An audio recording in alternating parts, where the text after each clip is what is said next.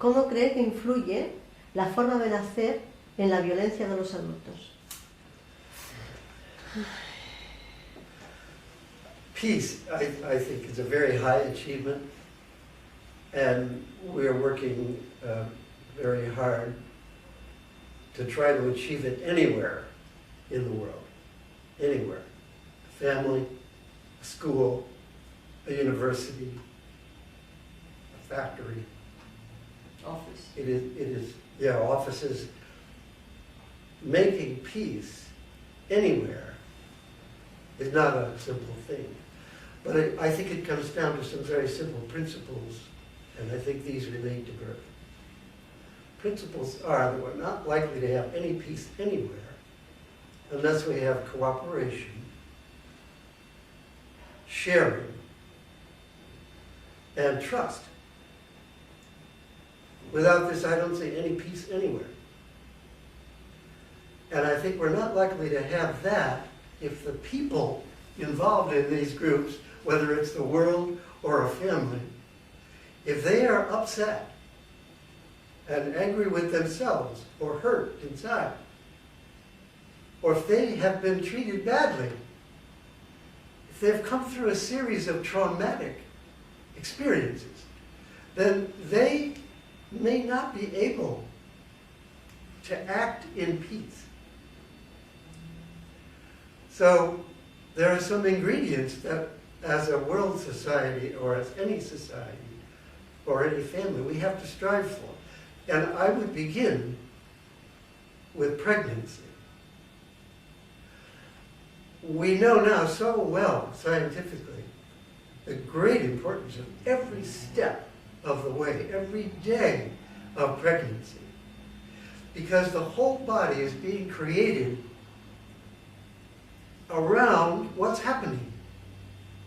And if what's happening around us in our mother's wombs is violence or danger or rejection or depression, then our body gets constructed for that purpose. The brain gets constructed for the environment of the mother. If the mother is in a very bad environment, personally or socially, then the baby's body is being constructed for that violent world. And obviously, if we just fill the world with babies who are constructed to be in a violent world, we're going to have plenty of violence and very little peace. The construction of the brain takes place around the mother's peace of mind, or lack of peace of mind. So peace of mind can come before peace. There is no peace without peace of mind.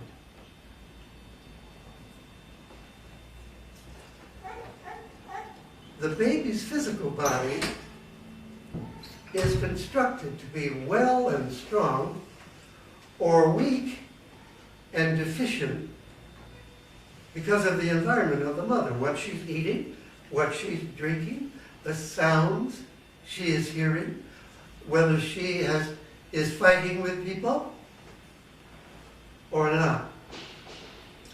So the brain of the child is shaped around that environment. If it's a happy environment, the child's emotional machinery is adjusted to a happy world rather than an unhappy world.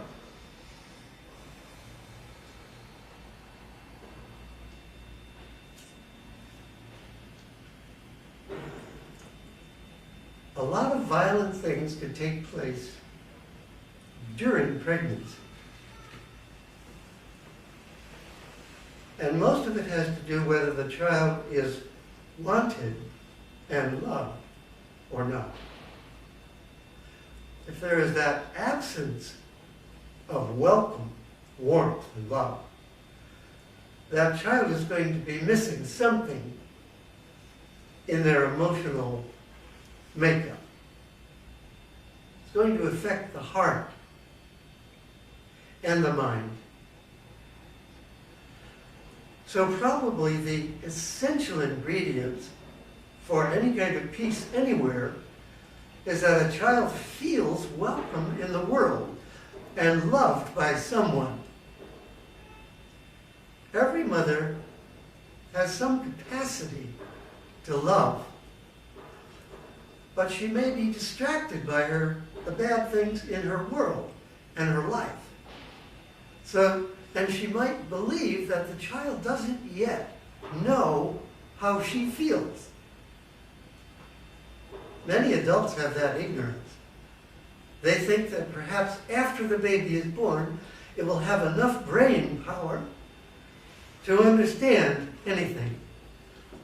But what they need to understand, the whole world needs to know this, but doesn't seem to know it yet, is that the baby in the womb is always conscious, always aware, always sensitive, and always knowing. It's very hard for us to explain how that can be, but it is a reality.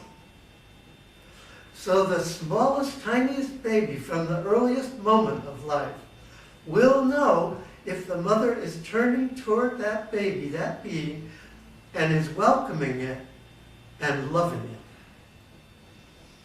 it. Every day, the child will know whether the mother loves it and wants it, and whether the father is cooperating and happy and also wants it to come into the family. So all these impressions are left in the mind and body of the baby through the entire period of its growth. And once the baby is born, you cannot just start over and begin there. There is no way to go back to the beginning and do it over better. Parents need that message so they don't waste the first 9 months thinking, well, there's nobody there to listen to us fight or to care whether we want it or not. The baby will know. So the baby is literally being prepared to be a peaceful, happy, healthy citizen in the world or the family, whether the parents know that or not. But if the parents know it, they can be very conscious of it, very deliberate about it, and take care to give all that wonderful attention, that positive love to the baby, all through the pregnancy, and to arrange a birth that is not violent, but peaceful. What a waste it would be to have a pregnancy full of love and then have a violent birth on top of that. It would be just very confusing and unfortunate for the child.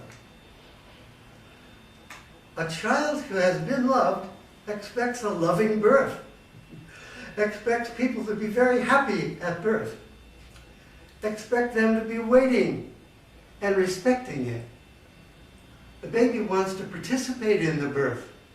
The baby is prepared to participate in the birth.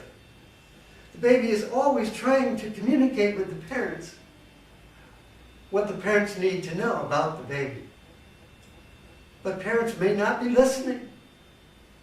And the baby is talking and talking, but no one is responding. This is a bad start. And it would be terrible for that to happen at birth.